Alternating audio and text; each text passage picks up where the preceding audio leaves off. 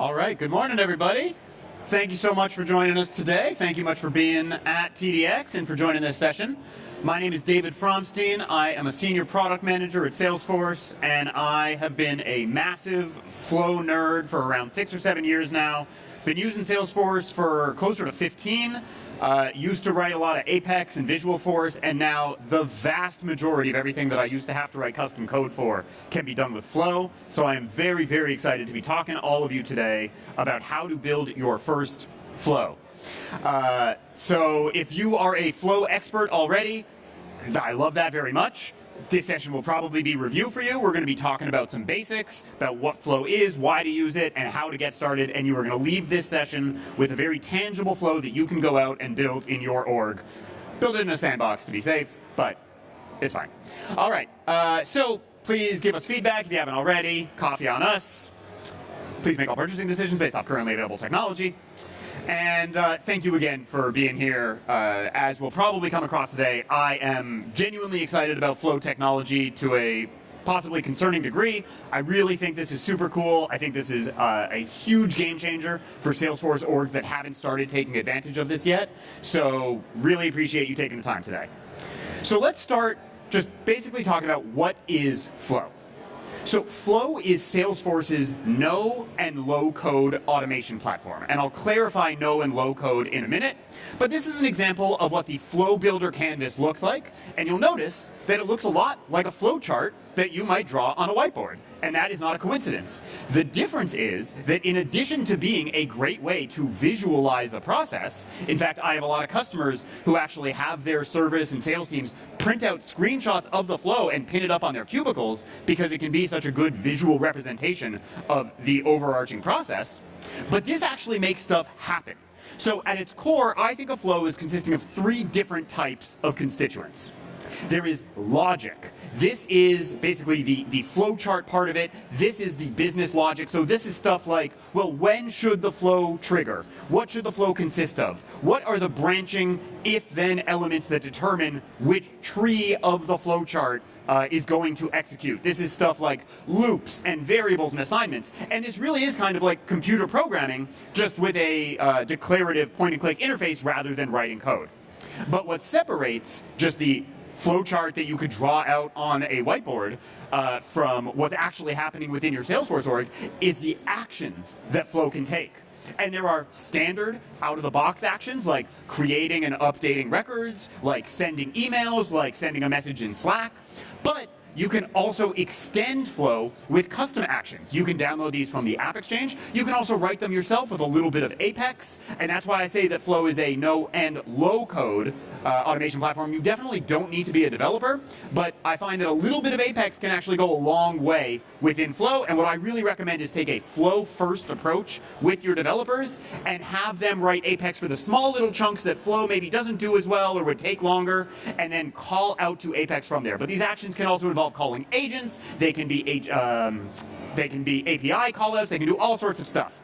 And then also, some flow types can leverage UI components. These are actual screens. These are interfaces, visual interfaces that your users can interact with. And I'll give you some examples of all of these. Oh, and if you have ever worked with workflow rules or process builder before, Flow can do everything that those tools can do, plus like literally 100 times more. So if you are still using those, which I think we've mostly deprecated them, definitely get on Flow. It is incredible. All right, so let's talk briefly about the 4 high-level categories of flow types. There are going to be many subtypes within each of these, but these are the 4 different categories to think of. So this is the one we're actually going to build out today, triggered flows. This is probably the most common flow type that most orgs start using. And these can be triggered by changes to your data or by events. So a really common example is when an opportunity is marked closed won, when a change is made to a record in Salesforce, take some action. That is a record-triggered flow.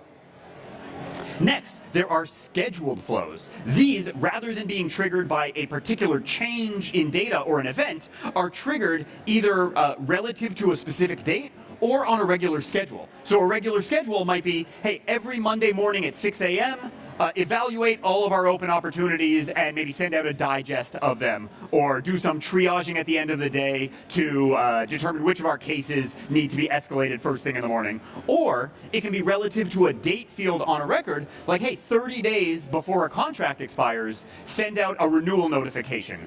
Or the one we'll do today, we'll get there. All right, then there are screen flows, and these are the ones that actually incorporate a user interface. These are the ones that are perfect for building out forms, multi-step guided wizards, and this brings a whole new level of configuration abilities to the UI that you have within Salesforce. So rather than just building within the app builder, which is amazing, but is relatively limited in what you can control, and rather than having to go all the way to building custom Lightning Web Components, you've got screen flows in the middle that give you a ton of configuration and flexibility while still being a point-and-click tool set. And then there are auto-launched flows, and this is basically everything else. You can also think of these as headless flows, or flows that are meant to be invoked by other elements within the Salesforce platform. So these can be invoked by other flows. They can be invoked by agents. They can be invoked by Apex. They can be invoked by APIs. So think of these as like modular sub-functions that you want to be able to invoke from all sorts of different entry points or on-ramps in your business processes. All right, so where are you going to go in your org to actually find and create flows? So if I had been talking to you 2 years ago, I only would have had this one option in the bottom left here, going through the setup menu. That is still possible, but I definitely recommend now using the automation app, right? Find it in your app launcher. It is now an app the same way sales or service is. That is where our investment is. There's a lot more configuration control that you get over the UI. So go to the automation app, click on flows, and you'll get a regular list view, just like you're used to with contacts and accounts and everything, that you can use to find and create and open your flows. All right, so let's talk about creating a new flow. So when you click the New Flow button from either of these pages, you'll be taken to a dialog that looks like this. And there are 4 general options that you have when you think about how do I start creating a flow. You can start from one of those 4 categories that I talked about, and I'll show you what that looks like in a second. There are also kind of the frequently used subtypes within those categories that these are probably 80-90% of the flow types that most admins are using day to day. You can also use templates. We ship a variety of templates out of the box depending on the features and licenses you have, and you can also build your own templates. You can also find templates on the App Exchange and stuff. That's a really great way to not be starting from scratch, to be leveraging something that already exists. And I am not talking about it in a lot of detail today, but I highly recommend go check out the Flow booth, go check out other sessions, all about AI helping you build flows. AI can build flows for you. AI can help you modify existing flows. AI can help you summarize flows so that you can find out what the admin before you was thinking when they wrote this thing. Super powerful tool for using artificial intelligence. But we're going to click on the triggered category, and this is what it looks like if you click into that. So you'll see that we've got a few different subtypes here. There are record triggered flows, which again is probably the most common, but there are also platform event triggered flows, automation event triggered flows. You can see all of the templates within there. So play around with this and honestly leverage AI, but play around with the different types here.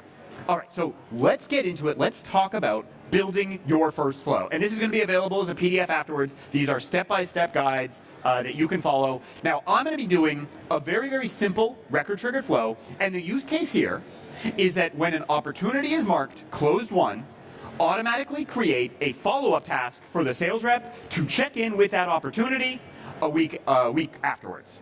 Okay? So that is a very standard use case, but I want you to think about, as we're going through this, what is a use case that really resonates with your business? Maybe this is automatically send out a thank you email to a donor, or maybe this is automatically escalate a case once certain field statuses have been met. Think about what this might mean in your org. All right, so here are the 4 steps we're going to follow. Really straightforward. We are going to create a new record-triggered flow. We are going to define our entry conditions. When do we want this record-triggered flow to execute?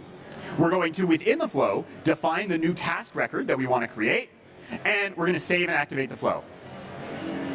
I would ask if there are any questions, but I don't have time, and I couldn't hear you anyway, so come up to me afterwards. All right, so create the flow. Go to the automation app. Again, you could get there from the setup menu, but I highly recommend go to the automation app. Click the new button. Hopefully I haven't lost anyone just yet. All right, within here, we're going to click record-triggered flows. That's the type of flow that we are building. And you will see that you are now taken to the Flow Builder canvas. Congratulations. You are now building a flow. That's all there is to get started. So in terms of configuring the entry conditions, this is what determines when is this flow actually going to get triggered and execute. And not all flow types have entry conditions, but record-triggered flows most definitely do, because you need to tell it, hey, when do I want this thing to run? Think of this as very similar to an old process builder or workflow rule, or even an Apex trigger, where you are defining the conditions. So we're going to click on the start element, and we're going to start updating some of these fields here, and start inputting some values. So first things first, what object is this record-triggered flow associated with? All record-triggered flows associated with one object. In this case, we're selecting opportunity, right? Because our use case is when an opportunity is closed won, that's when we're going to create this task. So select opportunity. Then, when do you want this flow to trigger? And very common is when it's created, when it's updated, or either. Some trigger flows on record deletion, I would say that's less common. But we're going to run this flow anytime a new opportunity is created or updated. Now, let's start defining the more granular field conditions here. So we're going to set the entry conditions. We are going to have our condition requirements, set that to all are met. That doesn't actually matter if you only have one, but this is your basic logic where you can basically say, hey, only do it when all of these things are true, do it when any of these things are true, or have your custom filter logic if you had a bunch of different criteria. And we're simply going to say, we want this to run when the stage field equals the value of closed won. And closed won was a pick list field, like it gave me the predefined options based on my stage options there. So pretty intuitive so far. When the stage equals closed won on an opportunity, we want this to run. Now the next two, very important. This is where I start to lose people sometimes, but I promise this makes sense. So the first one, when to run the flow for updated records. Do we want to do it every time a record is updated and meets the condition requirements, or only when a record is updated to meet the condition requirements? So the first one, we've said basically the condition requirements are when stage equals closed won, right? But what happens if the next day, stage still equals closed won, someone comes in and just makes a change to like the opportunity comments or changes next steps or something? Do we want this to rerun again? Well, no, we don't need to create another follow-up task. We only want this to run when our conditions go from not true to true. So we are only running this when a record is updated to meet the condition requirements, and I will say like, probably 90% of the time, that's the option you're going to want to pick. So when in doubt, I would go with that one. Then the next one, when do you want to optimize your flow for? And this is a little more technical. This is, again, like when in doubt, click the one on the right, actions and related records. If you are familiar with more technical lingo within Salesforce, this is the difference between a before save and an after save triggered flow. They both happen when you click the save button, so don't worry about that terminology if it doesn't mean anything to you. Basically, the one on the left is really, really fast. It is up to 10 times faster, but it is much more limited in what the flow can do. It basically only lets you update the actual record that is being saved. So that's great if you just wanted to update some other field on that record. It's very fast. Not most of the time, but in our situation, we want to be able to do something else. We want to be able to create a task record, and so we're going to select the one on the right, actions and related records. So let's take a look at what our entry conditions look like as a whole. We are triggering this on opportunities. When an opportunity is created or updated, only when the stage is equal to closed won, only when we are going from that being false to being true, so only when the stage change is the change that's happening, and we are optimizing for actions and related records, which basically means our flow is going to be slightly slower, probably not something you're really going to notice, but can do a lot more stuff. All right, so now we have a flow that is going to execute when our conditions are met. That's great, but so far it doesn't do anything. So let's fix that. Let's actually add the part of our flow that is going to create our task record for us.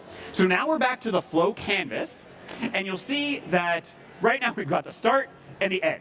It's a very simple flow, doesn't do anything. We are going to click the add element button there, and that is going to ask us, well, what type of element do you want to add? And this is where you can add all of the logic. This is where you can add decision elements. This is where you can add your actions. This is basically where where you're building out the constituent nodes, the constituent nodes of your flowchart. And what we're doing here is we're going to add a create records element. Okay, so we're going to create a record. Now, We're going to give it a label, and the API name will automatically populate because we're great admins. We're going to give it a description that we can understand later. Perfect. We've given it some basic details. Now let's start getting into the crux of actually creating a record.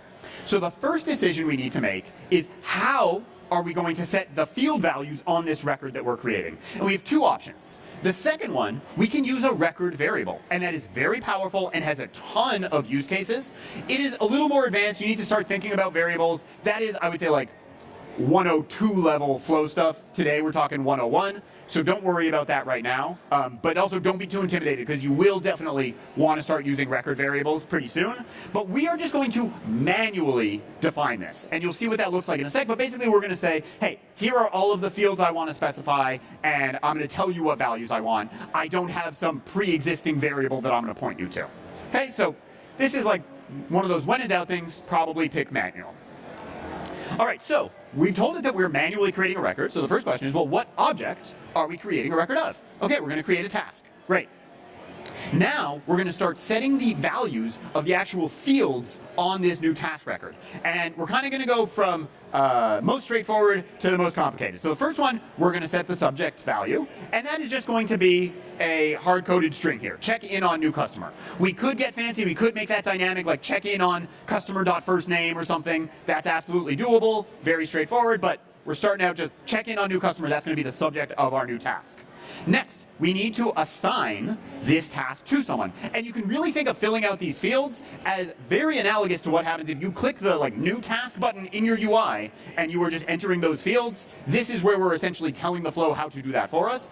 And it is really important. You need to make sure that any required fields are getting populated here.